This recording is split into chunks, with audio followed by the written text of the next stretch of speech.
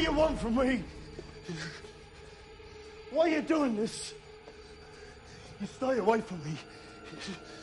You understand? You stay away from me.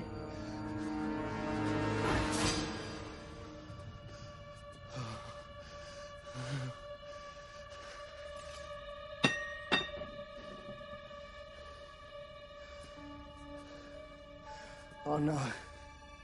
Not a chance. I'm not fighting all of you. Not all of us. Just him. Well, it's too bad. Because I'm not trying to use one of these things. His training was not complete either. It didn't stop you before.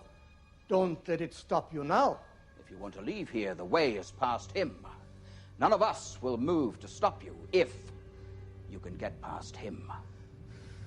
Not a chance. I've got my rights. I've got my rights! You've got the pike. Continue. Attend, students. This is a classic archetype in action. The strong man, or bully as the humans call it. Essentially a coward whose only skill is convincing others to do what he's afraid to do himself.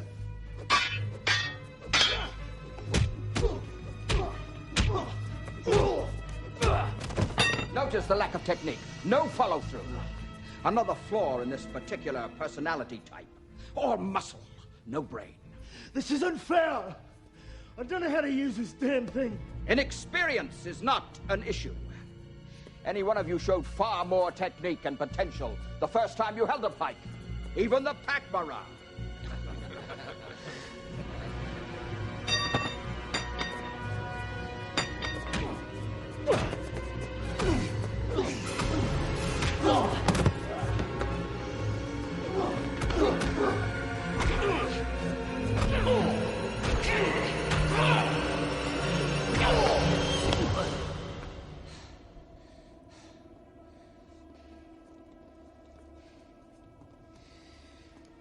Where is your fear now, Tenier? Gone, Master. And what do you feel? Anger? Do you feel triumphant? Happiness? Joy? Pity. Why? Because this is all he will ever have, and all he will ever know. Because his name will be swallowed by silence, forgotten. His name belongs to no one. And who does your name belong to? History? The world? No. It belongs to me.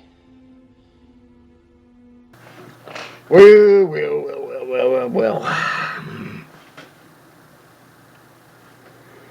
Bully gets his butt kicked.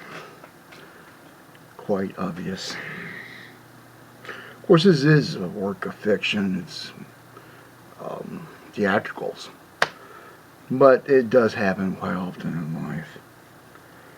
One time or another, somebody pushes somebody's buttons and they get a whole lot more than what they're planning to deal with. Where they think it goes one way and it goes entirely different direction than what they anticipate. So much for bullies. So Ron, I used to train with a pike, as they called it. I called it a staff myself. It was about 2 meters long. And it was about, about thick. Made out of hardwood. You want to try that someday? I'm old, I'm out of practice, and might have a chance. I also practice with a katana. That's a Japanese sword. Not very good with the sword. Did okay. I just don't do well with knives personally, although I can use them. I just not that good, you know. I got one here. Needs to be sharpened. But one of the things I always said was anybody who would fight with one of these is an idiot. But I didn't say I didn't know how. Is that what you're interested in, Ron? I mean, you want me to put you out of your misery? Really? I wouldn't go there. There was something that would have been out there if you would have actually paid attention. My ex, this is pre-Sarai, right? I'll go ahead and say this now. I mean, it's not like Sarai will hear it, and it's not going to hurt her feelings. Lynn, which is my ex, she had an abusive relationship with a guy who used to beat her up, call her names. He threw her down flights of stairs when she was pregnant. She lost the first 2 kids that she got pregnant. No, that was hers and his. They died. They never had a chance. 2 did, but she got to the point where she wanted out of that situation. So I got her out of it. Well, unfortunately, things between her and me heated up, which was not what we would call timely. Now, he's an abusive person. I got her out of it. I helped her out. I supported Lynn through my old company as much as I could. And it got to the point where things were flipping around, and, it was more like she was doing okay and I was hurting. So here it was. I was sitting there, and my weight dropped from whatever it was, which I think was 185 pounds. It dropped to 135, Ron, and I was starving to death, basically. But I had enough mental discipline to control. So I needed her, and then all of a sudden, she decided she wanted money more. So she played like she had a thing where he blackmailed her in. And she didn't really tell me, but it was sort of leading up to that little deal where she was playing the cards out. Well, we went to see a movie, and I didn't know that was the last time we were ever going to be together. And, no, there was one more time after that. But that didn't matter. I dropped her off. It was late.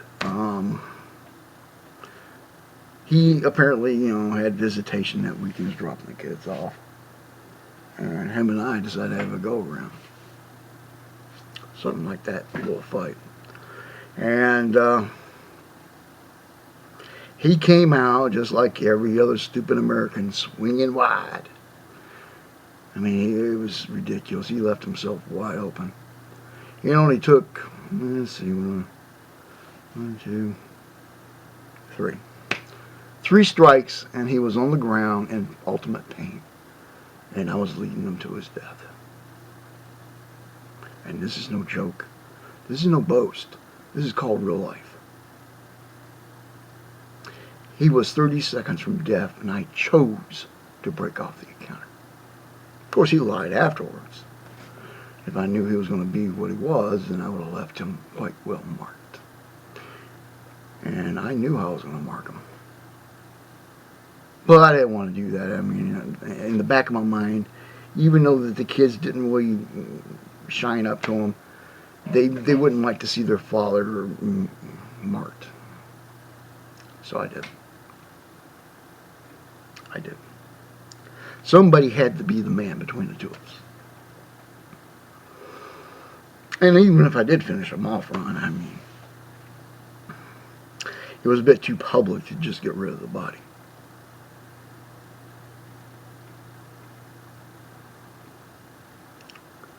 When she did end up betraying me, Ron,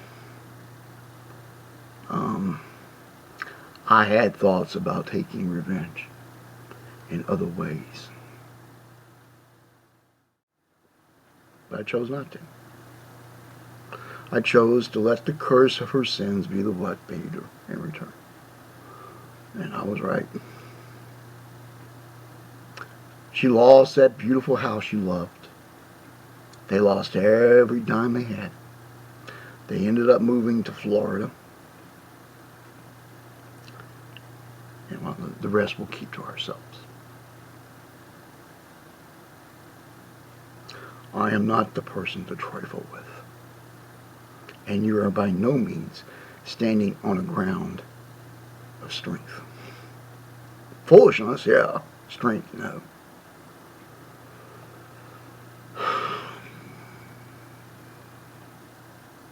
Strength, no. But anyhow, Ron, I mean, that's how gentlemen used to solve their arguments in the past. If that's what you're interested in. Anytime. Anytime. But I promise you, you're not going to survive very well. I will let you stand, but you're not going to survive very well. I wouldn't go there. I have something better in mind. This is better than all the fisticuffs, and I enjoy this one. We're going to demolish your false delusions about yourself. We're going to let the walls cave in on themselves until we're boil it down to the truth. Well, I'd love to chat, Ron. I'm sure this thing's gone way long enough. I'm going to trim it down some. But you take care, and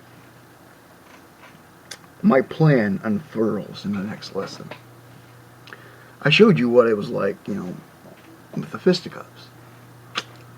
Well, Ron, I'm going to show you what I'm going to do using your ways. And I'm better. Talk to you later, Ron. Take care.